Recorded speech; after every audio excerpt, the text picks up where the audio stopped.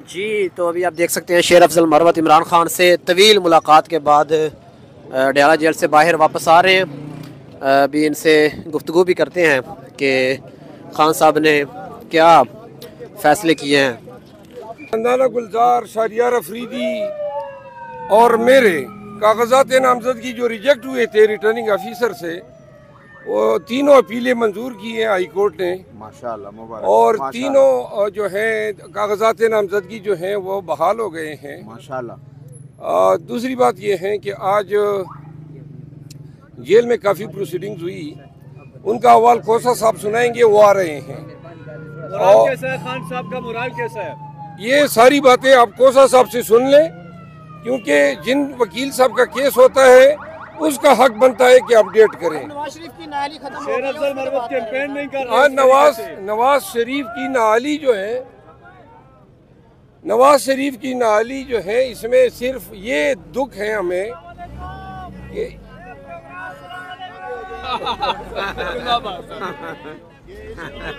अच्छा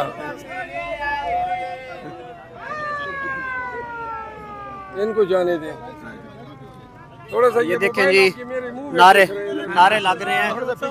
यार आप लोग थोड़ा पीछे हो जाए। नवाज शरीफ का मैं ये बता दूं कि नवाज शरीफ की डिस्क्वालिफिकेशन जो है उसकी सजाओं की तरह, कन्विक्शन की तरह आनन फानन ख़त्म हो गई। यही प्ली हमने सुप्रीम कोर्ट से इमरान खान के लिए मांगी है और उनका मैटर अभी किसी बेंच के सामने भी नहीं किया है। हमने टोटल जो सेंटेंस है तोशाखाना केस में, उसकी मुकम्मल सस्पेंशन मांगी है कि इसके कोई पीनल इंटेलिंग कॉन्सिक्वेंसेस ना हो। हमारा केस नहीं लग रहा है, तो लिहाजा इंसाफ का तकाजा तो ये है कि सबके साथ एक जैसा हो। और दूसरी बात ये आइडेंटिकल मैटर थे, हमारा मैटर भी इसी बेंच को सुनना चाहिए था। एनी हाउ नवाज जी बताएं। मरवत साहब की वो पर गुफ्तगू की कि आपकी जानिब से खान साहब से आज बड़ी मुफस्सल गुफ्तगू की सुनने में आ रहा है। नहीं, आज तो खान साहब की ज़्यादातर मसरूफियात अदालतों में थी, कोर्ट्स में मसरूफ रहे। देखिए मैं वो उन वकला का काम है जिनके केसेस थे कि वो आए और अपने केसेस के जलसों के हवाले से थोड़ा बताएं। जलसों के हवाले से ये डिसाइड हुआ है, जलसों के हवाले से कि 14 तारीख को हम कराची जा रहे हैं। कराची में 2 जलसे हैं, 15 को हैदराबाद में है। पूरा शेड्यूल वो मेरे मोबाइल में है और वो खान ने अप्रूव किया है। जामशोरो जा रहे हैं और इस तरह सिंध के 6 अजला में हम जा रहे हैं। 18 तक हमारे प्रोग्राम है। इसके बाद जो है इंशाअल्लाह हम पंजाब में जो है शुरू कर रहे हैं साहेवाल से, जंग से नहीं, मैं पूरी अजला की तरतीब हम बताएंगे, सोशल मीडिया पे शेयर करेंगे। कल हम सिंध का प्रोग्राम जो है वो सोशल मीडिया पे आप सबके साथ शेयर करेंगे। मुझे बताइएगा कि मुलाकात आपकी हुई है, पिछले दिनों कुछ प्रेस कॉन्फ्रेंसेस भी हुई थी आगे पीछे आपकी और गौहर साहब की भी, इस हवाले से कोई बात हुई है आपके साथ?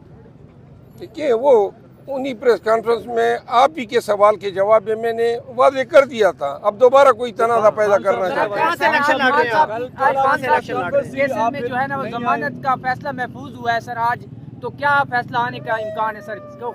खुशखबरी है। ये इल्म नजूम का काम मैंने नहीं शुरू किया है, वो जज का काम है, देता है नहीं देता है। आजकल तो हमें कुछ मिल नहीं रहा है, तो लिहाजा अंदाज़ों से और क्या साराइयों से तो हम अखज़ कर सकते हैं। अलबत्ता ये भी माना रखते हैं कि कौन से जज साहब हैं, आज़ाद इंडिपेंडेंट जज हैं, तो लिहाजा इस पे हम फिलवक्त कोई कंक्रीट रहे नहीं देते। कागजात मंजूर हो गए हैं जी, अभी तो बता दिया आपको। नहीं, आप कहाँ से इलेक्शन लड़ रहे हैं?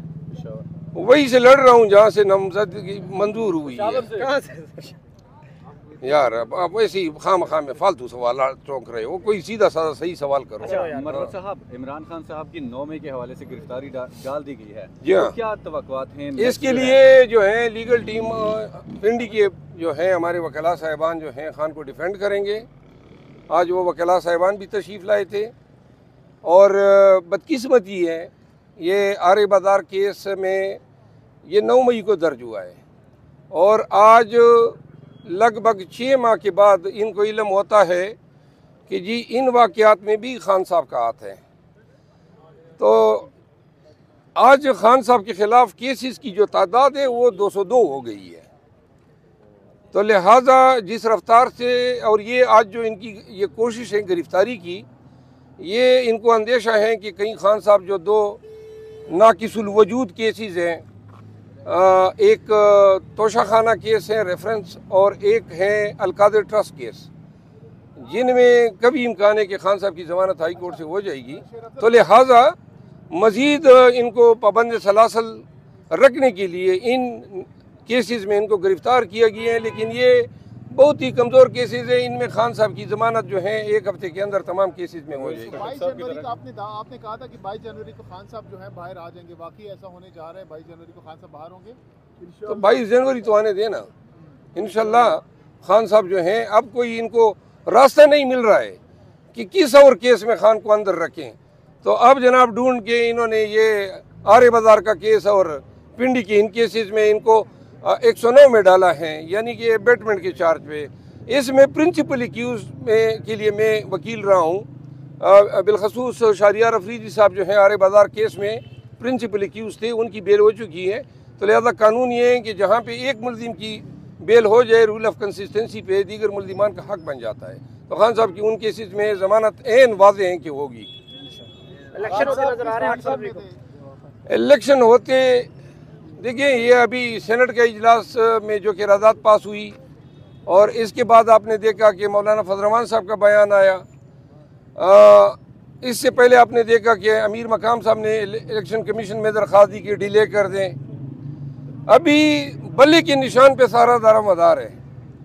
बल्ला वापस आता है तो बल्ला जो है इनको हांग के इलेक्शन से दूर ले जाएगा। इनकी कोशिश फिर ये होगी, ये खान साहब के भी खदशात हैं, हम सब के हैं, कि ये फिर इलेक्शन के लिए कोई ना कोई तावील ढूंढेंगे, कोई ना कोई जवाब ढूंढेंगे। ऑल ऑफ ए सडन अचानक क्या पड़ी सेनेट को कि ये क़रारदाद मंजूर कर लें। ये सेनेट की इस क़रारदाद को भी एक तावील के तौर पे पेश किया जाएगा, वक्त आने पर कहीं पर इसको भी फिट किया जाएगा। कानूनी हैसियत है सेनेट की क़रारदाद के हवाले से? देखिए सेनेट की क़रारदाद की कोई कानूनी हैसियत नहीं है, क्योंकि आईन बताता है कि इलेक्शन इस तरीके से होंगे। सेनेट का क़रारदाद ये बताता है कि नहीं, आप उसको छोड़ें, हमारी मर्जी मान लें। अब 11 अफराद रिजोल्यूशन जब टेबल होता है तो रिजोल्यूशन के लिए पहली बात तो ये है कि कोरम अगर कोई मेंबर निशानदाही नहीं करता है तो ये सेनेट के स्टाफ की ड्यूटी है कि वो चेयरमैन के नोटिस में लाएं या प्रिजाइडिंग ऑफिसर के नोटिस में लाएं कि कोरम पूरा नहीं है। अब 14 अफराद या सेनेटर की मौजूदगी में 11 सेनेटर ये राय देते हैं कि इलेक्शन ना हो, जबकि आईन कहता है, फिर सुप्रीम कोर्ट का फैसला कहता है, फिर ताज़ा तरीन सुप्रीम कोर्ट के अहकामात ये कहते हैं कि इलेक्शन होंगे। इसलिए कसदन जानबूझ के इन्होंने सुप्रीम कोर्ट की अथॉरिटी को भी चैलेंज किया है, आईन पे इन्होंने अटैक किया है, और मेरा ख्याल नहीं है कि सुप्रीम कोर्ट ऑफ पाकिस्तान इस क़रारदाद को या इनके तायद कुनिंदगान को ई में जाने देगी। ज़रूर इसका नोटिस लिया जाएगा। अच्छा, प्रोसीजर एक्ट जो केस था उस वक्त तो सुप्रीम कोर्ट ने कहा था कि सेनेट जो है सुप्रीम है, तो अब भी तो ऐसा नहीं होगा कि बाद में कहा जाए कि सेनेट का फैसला है तो ठीक है। देखिए सेनेट और नेशनल असेंबली वहाँ पे सुप्रीम है जहाँ आईन और कानून उनको सुप्रीमेसी देता है।